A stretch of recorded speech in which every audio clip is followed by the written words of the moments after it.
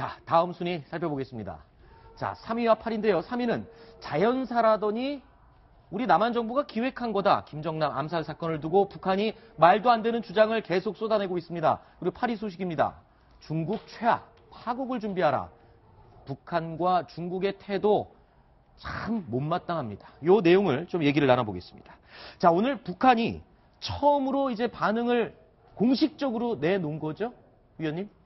네, 처음 나왔습니다. 지금까지 아무 얘기도 없다가 죽은 사람이 누군지란 이름도 밝히지 않으면서 이렇게 북한에서 중앙통신이 보도를 했습니다. 네.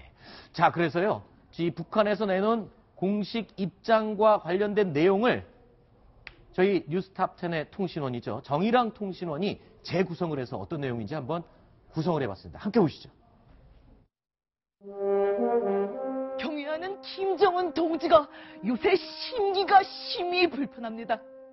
고거의 지난주에 말레이시아에서 우리 조선인민공화국 국민이 비행기를 타고 나르려다가 갑자기 사망하였습니다.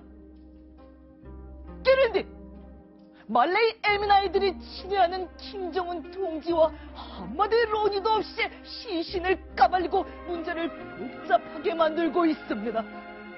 그리고 시신 까발린 결과가 나오기도 전에 남조선에서는 이거이 우리 공화국 소행이 틀림없다고 합니다. 그런데 내래 수상합니다. 남조선에서는 이런 사건을 미리 대본까지 딱 짜놓고 있지 않았으면 이거이 어떻게 알았겠습니까? 더욱이 어기 막히는 것은 손바닥에 짜주는 기름 같은 액체를 머리에 발라줘서 독살당했다는 것인데 손바닥에 기름 바른 에미나이는 살고 그것이 발라진 동지는 죽는 그런 후라이 같은 독약이 어디 갔습니까? 내래 살다 이런 개가 웃을 일은 처음 들어봅니다. 우리 존엄 높은 핵강국의 영상을 훼손시키려는 그 어떤 불순한 짓거리도 우리는 절대로 용납하지 않겠다. 마지막까지 두 눈 부릅뜬 쌍심지를 켜고 지켜볼 것이다. 네, 하루하루 우리 정일랑 통신원의 연기가 불꽃을 내고 있습니다. 자, 저 내용은요, 조선중앙통신이 문서로만 공개를 했기 때문에 저희가 화면으로 다시 재구성을 한 내용입니다. 자, 그런데 지금 머리에 액체를 발랐다.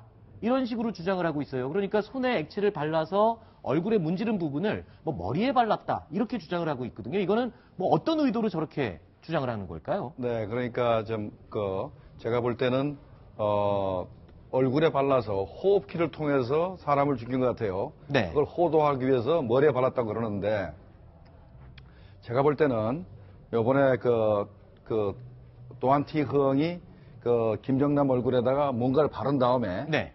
손을 자기 코보다 높이 들고 네. 도주를 합니다. 높이 그렇죠. 들고 도주를 하거든요. 그런 거를 봤을 때는 상당히 휘발성이 강한 독약인 것 같습니다. 네. 그래서 제 생각에는 개인적인 생각입니다만은 북한이 지금까지 써왔던 네오스티그민 같은 그런 독극물에다가 휘발성이 강한 그 액체를 결합을 해서 빠른 시간 내에 그 독성이 휘발돼가지고 사라지게 하는 그런 독약이 아닌가 생각이 되는데 일단 그래서 그걸 들어마신 김정남은 죽고 손에 바른 사람들은 코에 안 들어가기 위해서 손을 높이 들고 네. 빨리 화장실에 쫓아가서 이렇게 닦은 거 아닌가 이런 생각이 듭니다. 네, 알겠습니다. 자, 어쨌든 북한 측에서는 억지 주장을 펴는 게 분명해 보이는데요. 조금 전에 저희가 앞부분에 제가 잠깐 말씀을 드렸던 이 내용 좀 짚어보겠습니다. 이유종 기자. 예. 분명히 북한 측에서는 김정남이 자연사한 거라고 그랬어요. 네, 13일엔 그랬죠. 그랬죠. 그런데 또 오늘 아침에는 남한 측이 교묘하게 꾸민 음모다 했어요. 네. 자연사를 어떻게 예측하고 음모를 꾸밀 수 있을까요? 말이 안 되는 얘기죠. 한마디로 얘기해서. 그들이 처음부터 이렇게 쭉쭉 논리적으로 구성한 건 아니고요. 네. 처음부터 13일에는 말레이시아 주재 북한 대사인 강철이 이런 얘기를 했습니다. 북한 주민이 자연사했다. 네. 하지만 오늘 발표 내용을 보면 돌발적인 쇼크사다. 네. 남측이 예견해서 대본을 짜 놓은 것이다. 이렇게 그 궤변을 좀 늘어놓고 있습니다. 위원님, 쇼크사를 남측이 예견해서 대본을 짜놓는다. 이게 지금 한 문장 안에서도 너무 앞뒤가 안 맞는 얘기 아닌가요? 북한에서 나온 서적을 읽다 보면 앞뒤가 안 맞는 게 많잖아요. 그렇습니까? 저 사람들은 자기네 목적을 위해서 하는 거니까. 네. 어쨌든 지금 북한이 반응을 보이는 게 흥미로운데요. 네. 자꾸 떠들게 만들어야죠. 또 얘기하고 또 얘기하라 그러면 자꾸 모순이 발견되기 때문에 지금 북한은 우리의 덫에 걸린 것 같습니다. 네. 자, 그리고 이 김정남 암살에 대한 북의 반응 가운데 억지 주장. 사건 당일 말레이시아에서 출국한 다른 나라 사람들은 왜 의심 안 하냐? 그러니까 왜 우리 북한 사람만 의심을 하냐? 그럼 다른 사람 다 조사를 해라. 이 얘기 아닙니까? 이거는 말이 되는 주장이에요. 말이 안 되죠. 그 네 명이 분명히 북한 관흥 여권을 가진 네 명이 네. 김정남 독살 현장을 지켜봤고 네. 또 그 사람들이 전부 다 북한 대사관 직원들 요번에 밝혀졌던 북한 대사관의 이등서기관 네. 현광성이 차를 타고 움직였고 하던 그런 커넥션을 전부 다 말레이시아 경찰이 밝혔기 때문에 다른 나라 사람을 의심 안 하고 왜 지들만 의심하느냐 하는 것은 네. 좀 말이 안 되는 것 같습니다. 어떻게 교수님께서는 이런 북한의 반응을 예상하셨나요? 예상했지요. 아, 그래요? 네. 원래 아마 제가 통상적으로 이렇게 나오나 통상 저렇게 할 겁니다. 이거 당연히 하는 것이고 저렇게 주장을 하지 않으면 네. 아마 강철 대사도 앞으로 숙청 대상이 될 것이고 그다음에 선전선동부 간부들도 저런 북한의 어떤 어용단체를 통해서 저런 주장을 자꾸 하지 않으면 네. 아마 문책이 될 가능성이 큽니다. 그렇기 때문에 끊임없이 말도 안 하는 소리 계속 할 겁니다. 네. 이종훈 의원님. 네. 이 불리한 건 쏙 빼고 그냥 자기네들한테 유리한 것만 얘기하는 이 북한의 태도 지금 교수님께서도 앞으로 계속 저럴 거다 그러는데 위원님도 그렇게 똑같이 예상을 하시나요? 계속 떠들어야 될 겁니다. 떠들수록 이제 모순이 나올 텐데 네. 이 북한이 지금 코너에 몰렸지 않습니까? 네. 계속 해명을 하게 하다 보면은 스스로 덫에 걸릴 거라고 저는 보고 있습니다. 그렇군요. 제가 네. 왜 저 사람들이 저런 말이 안 되는 행동을 하는지 설명을 하나 드리겠습니다. 그러니까요.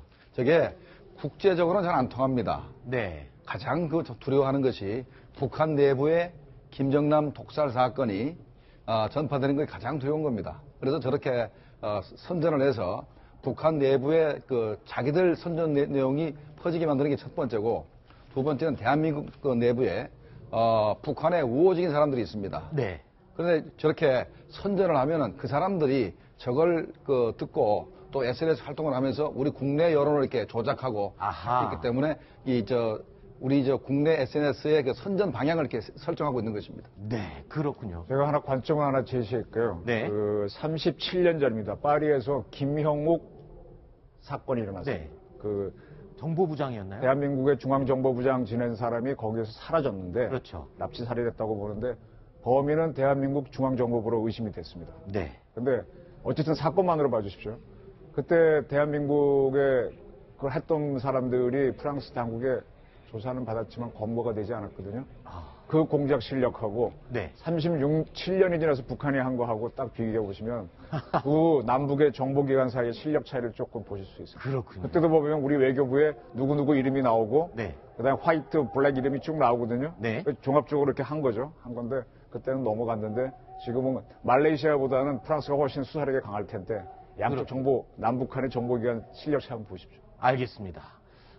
매일 말도 안 되는 억지 주장을 내놓고는 있지만 그래도 또 북한 대사관에서 기자회견을 한다 그러면 언론이 관심을 가질 수밖에 없죠. 오늘 아침에도요 10시 반에 기자회견을 하겠다고 북한 대사관 측이 밝혔습니다. 그래서 저희도 관심을 갖고 기다렸는데 정작 취소했습니다.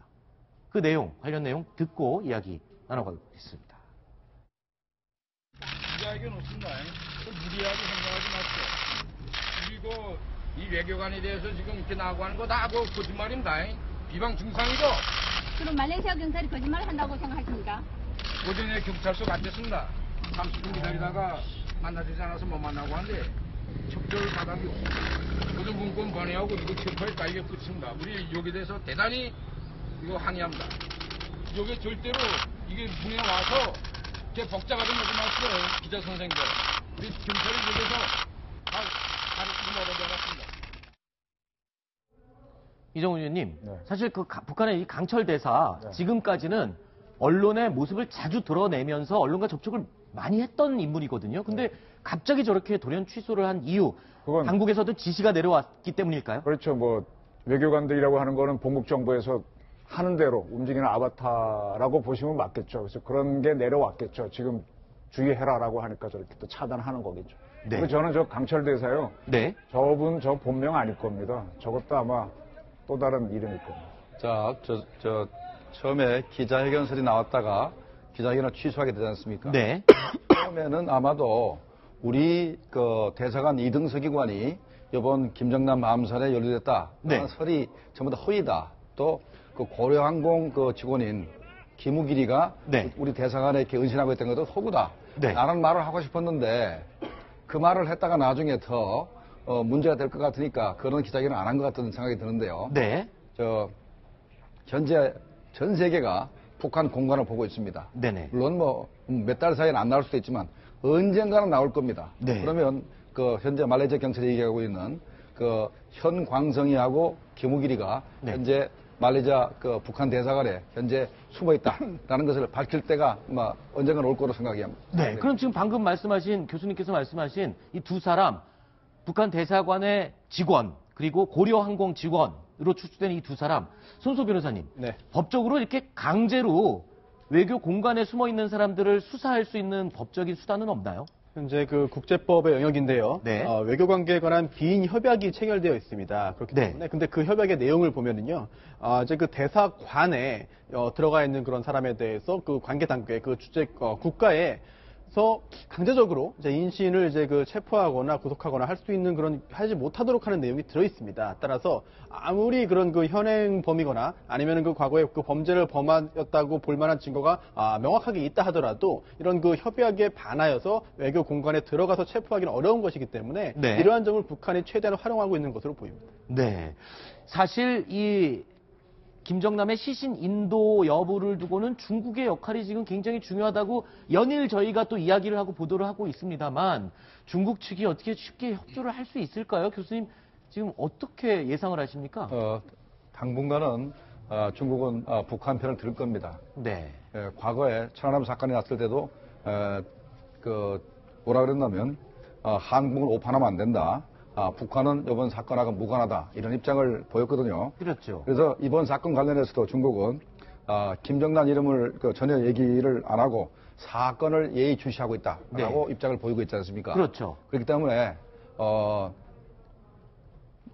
명백히 그 사람이 김정남이라는 것이 네. 이제 공식적으로 나중에 DNA 검사에 통해서 밝혀지고 네. 또 북한 소행이라는 것이 밝혀지더라도 네. 상당히 중립적으로 자제하기 바란다. 네. 외교적으로 해결하기 바란다. 대화를 통해 해야 된다. 라는 입장을 표명하지 북한을 노골적으로 표현하는 이런 일은 별로 없을 것 같습니다. 왜 그러냐면 현재 이 동북아에서 한국과 미국, 일본의 그 군사적인 그 협조가 점점 강화되기 때문에 그렇죠. 동북아에서 만약에 전투가 벌어지면은 그래도 중국을 위해서 총질을 해줄 나라는 북한밖에 없지 않습니까?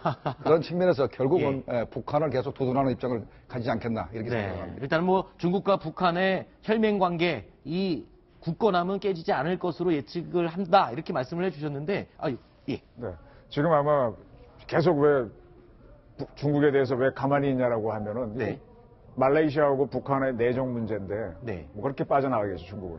근데 우리가 지금 미국하고 사드 배치하는 거는 막 개입하잖아요. 네. 중국도 이중잣대입니다. 그렇죠. 자기네 불편할 때는 내정 개입하고 네. 아닐 때는 안 하고 이걸 우리가 봐야 돼. 그렇군요. 자, 이유종 기자께 하나 묻겠습니다. 지금 교수님께서 중국은 계속 이렇게 어중간한 입장을 취할 거다 얘기를 했었는데 사실 북한이 한 번씩 사고 칠 때마다 큰 잘못을 할 때마다 중국이 뭐 호통을 치는 게 아니라 이번처럼 애매한 태도를 취해 왔었죠. 예, 맞습니다. 예전부터 이런 태도를 중국은 참 많이 취해 왔었는데 우리가 근자로 돌아가 보면 2010년도에 천안함 폭침 사건이 있습니다. 이렇게 발생했을 때 중국의 태도는 한국 오판하면 안 된다. 네. 북한은 무관하다고 했다. 이러면서 북한의 편을 들어줬습니다. 그리고 2013년으로 가면 중국이 큰 힘이었죠. 그런데 장성택을 처형했을 때 네. 북한 내부 사정이다. 이렇게 단칼에 잘랐습니다. 물론 이번에는 약간 달라지긴 합니다. 네. 이번 김정남 피살 사건에 보면요. 그 사건을 그래도 중국이 예의주시하고 있다. 이렇게 얘기를 했습니다. 그런데 좀 단서가 있는데요. 네. 김정남, 북한 내부에서는 또 알려진 인물이 아닙니다. 그렇기 네. 때문에 김정남의 이름은 쏙 뺐고요. 네. CCTV를 보면요. 이렇게 나옵니다. 경찰 발표는 좀 보도를 하지 않고 말레이시아 주재에 있는 북한 대사관의 의견만을 좀 위주로 해서 보도합니다. 또 신화통신 여기에서도 역시 북한 직원이 용의자라는 말레이시아 측의 발표 내용 쏙 뺐습니다. 네. 교수님, 지금 이 표현도 한번 여쭤볼 거예요. 김정남 암살 사건에 대해서 북한 정부는 그 사건, 암살 사건이라고 왜 말을 하지 않고 그 사건이라고 애매모호하게 표현을 하는 거, 그렇죠. 이것도 의도가 다 있는 거겠죠? 그렇죠. 북한이 현재 그 심장마비라 그러기 때문에 네. 아직까지는 그 사건이라고 주장하고 있습니다. 네. 그런데 이제 나중에 뭐 여러 가지 그 부검 결과가 발표가 되고 네. 그다음에 이제 말레이시아 정부가 이제 공식적으로 구체적으로 현재 사건 전모를 이제 발표해서 전 세계가 인정할 때부터면은 중국은 이럴 겁니다. 그 김정남 암살 사건 소리 안 하고 우리는 어떠한 사람을 죽이는 네. 암살 사건도 반대한다. 이 정도는 나올 가능성이 있습니다. 그렇죠. 지금 암살 사건 말씀을 해주셨는데 중국이 아무리 북한을 감싸고 돌더라도 이 암살 사건임이 명백하게 밝혀지면 국제사회에서도 중국도 가만히 있을 수는 없잖아요. 그냥 모른 척할 수는 없지 않습니까? 그 상황에서는. 네, 지금 중국도 모순에 걸리는 겁니다. 그 중국이 그 위구르라든지 티베트 독립운동 많이 하지 않습니까? 네네. 그래서 반테러 정책에서는 미국하고 같이 갑니다. 근데 지금 저건 일종의 테러거든요. 명백한 테러인데 저기에 대해서 멘트를 하게 되면은 북한을 공격해야 되는 모순에 빠지잖아요. 그렇죠. 그러니까 빠지는 겁니다. 지금. 그렇군요. 자, 그리고요, 저희가 좀 소식들을 알아보다 보니까 이런 내용도 또 있었습니다. 이유종 기자. 예. 지금 북한이 최근 북중 국경지대에 있는 기업들이 군중 강의를 하는데 그 내용이 충격적이라고요? 네, 강연들이 여러 내용의 강연을 합니다. 그 사람들한테 이런저런 얘기를 알리는데 중국과의 사이가 이전보다 더욱 좋아지진 않을 테니 중국을 견제해야 된다. 네. 이런 얘기를 여러 차례 걸쳐서 강연을 하고 있습니다. 사실 북한과 중국 그리고 특히 국경지대는 매우 중국과의 관계가 밀접하기 때문에 사람들이 마음이 많이 동요가 되고 있거든요. 또 조중관계가 좋지 않았을 때 이것을 좀 풀어주는 역할도 하는데 네. 여기에서조차 인민위원회 진짜 당에서 대놓고 하지 말라 이런 얘기를 하고 있는 겁니다. 이렇게 된다면 북한 사람들의 마음도 되게 흔들릴 거고 그걸 주도하고 있는 게 북한 정부니까 내부 기류가 좀 많이 달라지고 있는 겁니다. 네. 그렇군요. 네. 네, 저거는 최근에 중국이 유엔 안보리 결의안 2231호에 대해서 네. 적극적으로 동참하는 차원에서 북한의 그 석탄 그 수출, 그러니까 중국 입장에서 수입이죠. 네. 수입을 현재 전면 중단했지 않습니까? 금년 이게 뭐 연말까지. 40%에 이른다고요? 그렇죠. 수출량이. 북한 전체 그 수출량의 40%에 이르는 네. 석탄 수입을 현재 중단하겠다라는 발표하는 그 문제. 그다음에 또 이것 말고도 계속해서 중국이 유엔 안보리 제의를 계속해서 적극적으로 동참하고 있기 때문에 앞으로 중국을 믿지 말자.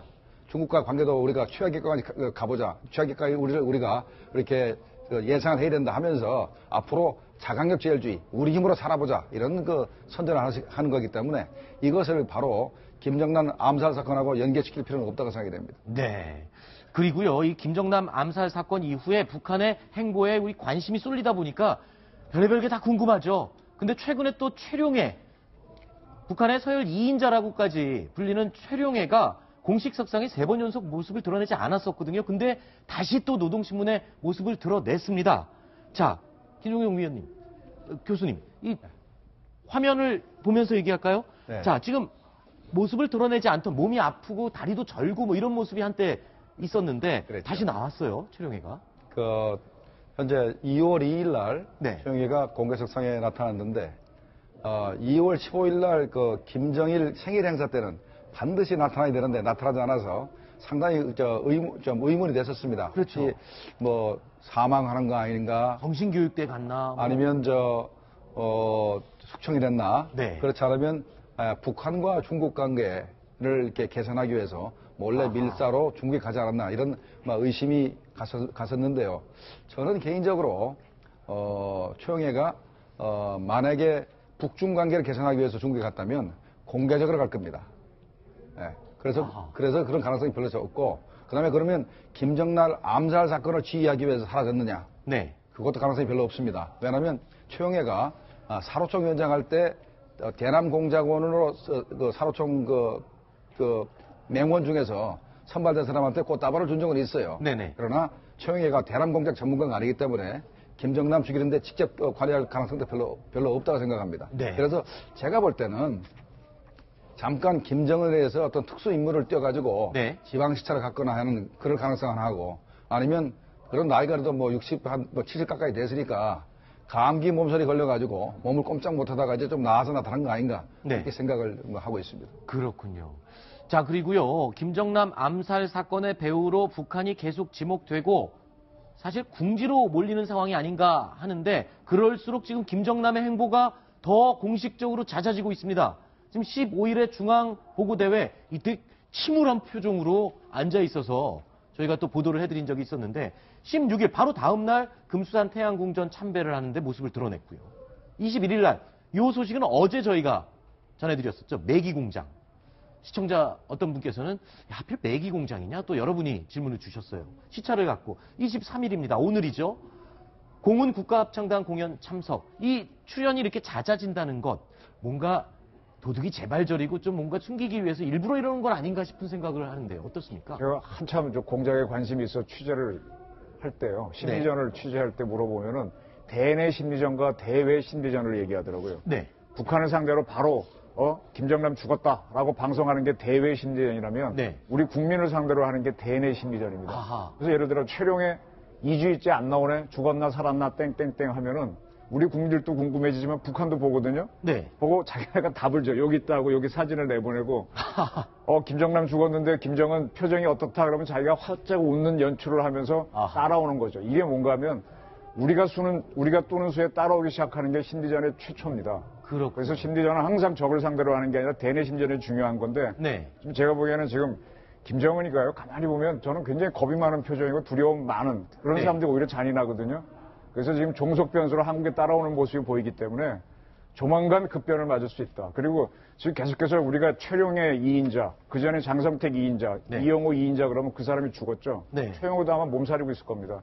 이런 모순을 극대화하는 거를 아는지 모르는지 지금 말려들고 있는 겁니다. 그렇군요. 그러니까 이정을 의원이 평가한 게 굉장히 타당성이 있는 것이 김정은이가 인터넷을 통해서 뭐 네이버나 뭐 다음이나 접속을 해서 우리 국내 정사를 계속 보거든요. 그래서 우리 언론이 김정은에 대해서 뭐라고 평가하는 걸 다 보고 앉았습니다. 그러니까 네. 그러면 내가 인상을 써야지 웃어야지 하는 것도 우리 언론이 어떻게 보면 김정은이를 얼때 조종하고 있다고 봐도 뭐 틀림이 없겠습니다. 아니 이거 뭐 조금 우문일 수도 있겠지만 그럼 제가 지금 여기서 요즘 행방이 막 이렇게 많이 드러납니다 이렇게 얘기를 했으면 이거 보고 또 반응을 할 수도 있겠군요. 제가 보기에는 우리 황선옥 진행자의 의견을 많이 참고하는 걸로 좀 그냥 느끼고 있습니다, 지금. 괜히 섬뜩한데요. 예, 알겠습니다. 자, 요 소식은 여기까지 얘기를 들어보도록 하고요. 다음 순위 어떤 내용인지 확인해 보겠습니다.